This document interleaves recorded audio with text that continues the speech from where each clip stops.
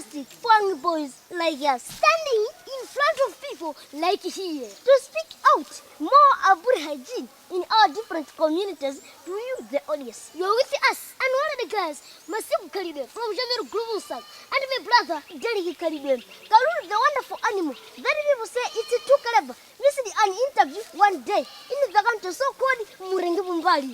Oshimene, what do you want to mean? Because somehow you have puzzled me. I mean that everybody must be attentive by forgetting how clever they are. It's our time to do so.